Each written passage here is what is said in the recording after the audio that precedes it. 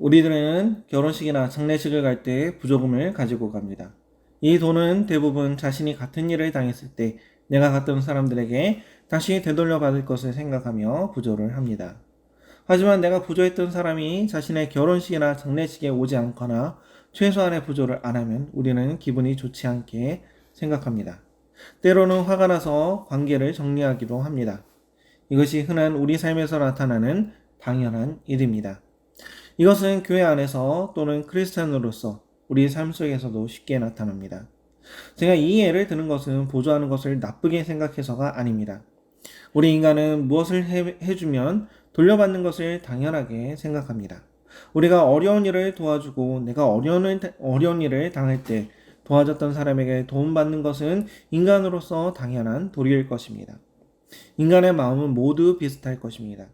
주는 것에 당연한 대가가 돌아오지 않으면 우리는 실망하고 그 사람에 대해 미워하거나 화가 나는 건 당연한 것입니다. 그 이유는 그것은 내게 돌아올 것이라고 생각하기 때문입니다. 오늘 본문 말씀을 보겠습니다. 오늘 말씀의 주요 내용은 안식년에 관한 말씀입니다. 안식년에 관해 이야기하기 전에 신명기에 대해 알아보겠습니다. 이 신명기 말씀은 모세오경 중 맨 마지막 책입니다. 모세가 가나안에 들어가기 전에 이스라엘 민족에게 마지막 유언과 같은 말을 적어놓은 것이 이 책입니다.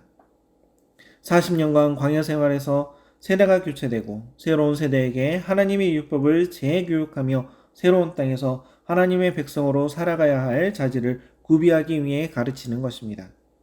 그 가운데 특별히 15장 말씀은 안식년에 관해 말씀하고 있습니다. 1절에서는 매 7년 끝에는 면제하라고 명령으로 시작합니다.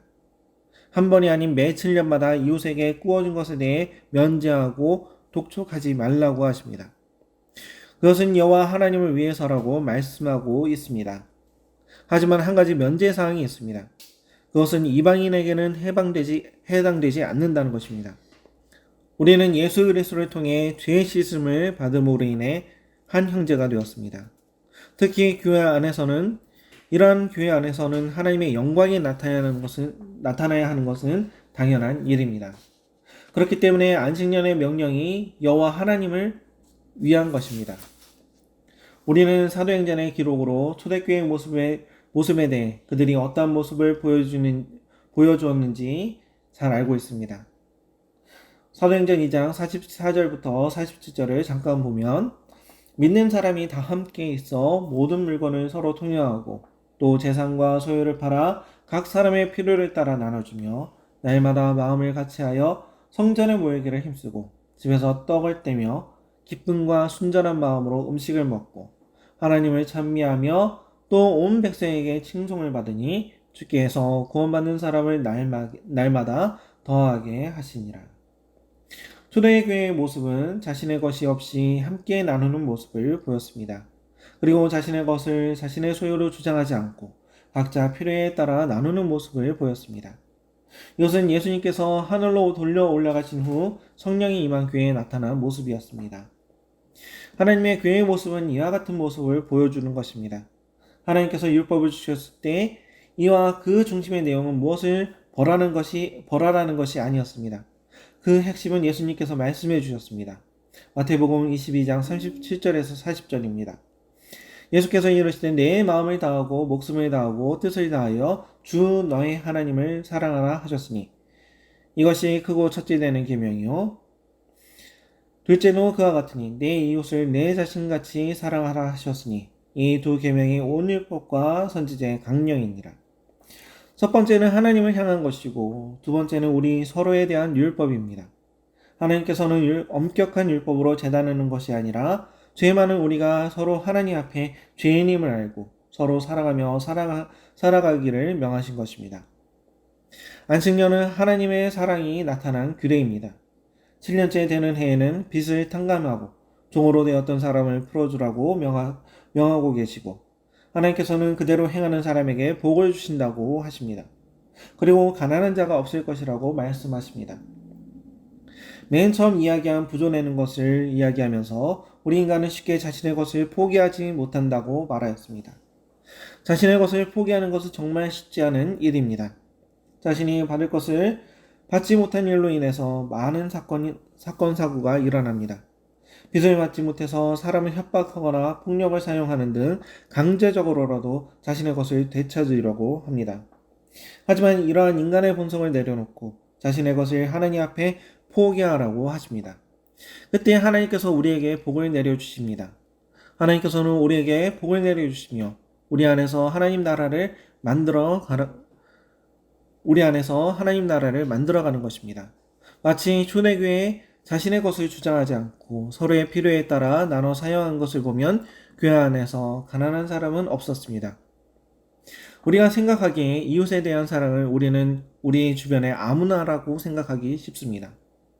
성경 안에서 볼 때 우리가 확실히 알아야 하는 것은 내 이웃은 우리 주변의 아무나가 우선순위가 아닌 그리스도 예수 안에서 하나가 된 형제가 우선이라야 한다는 것입니다. 교회 안에서 하나님 나라의 모습을 볼 때 우리는 이 땅에서 하나님의 영광을 나타내는 것입니다. 그렇기 때문에 본문의 3절의 말씀처럼 이방인은 예외가 되는 것입니다. 우리가 교회 안에서 하나님의 영광을 드러낼 때 그 영향은 세상까지 미칩니다. 하나님의 영광이 세상에 드러날 때 많은 영혼이 하나님께로 돌아옵니다. 사도행전 2장 47절에 하나님을 찬미하며 또 온 백성에게 칭송을 받으니 주께서 구원을 받는 사람을 날마다 더하게 하시니라는 이 말씀이 그 증거입니다. 하나님께서는 자신의 것을 자신의 마음대로 받는 사람에게 빌리는 사람이 하나님께 호소하면 그것이 죄가 된다고 말씀하십니다. 이는 즉 예수 그리스도 안에서 한 형제된 사람을 돌보지 않는 것은 사랑이 없는 것과 그 사람을 하나님께서는 불쌍히 여기신다는 것입니다. 하나님께서 불쌍히 여기시는 것을 우리는 하나님의 사랑으로 그 사람을 받아들이고 베풀어야 하는 것입니다.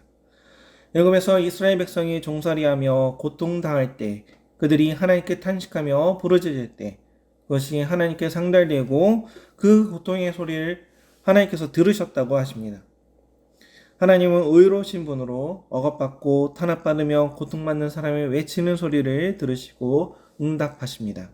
그렇기 때문에 베풀지 않는 것이 죄가 된다고 말씀하시는 것입니다. 하나님께서는 꾸준히 우리 자신의 모습을 되살피기를 바라고 계십니다. 우리 안에서, 교회 안에서 하나님은 하나님의 정의가 이루어지기를 바라십니다. 하나님을 섬기며 내 안에 모시고 있는 사람은 그 정의가 이루어집니다.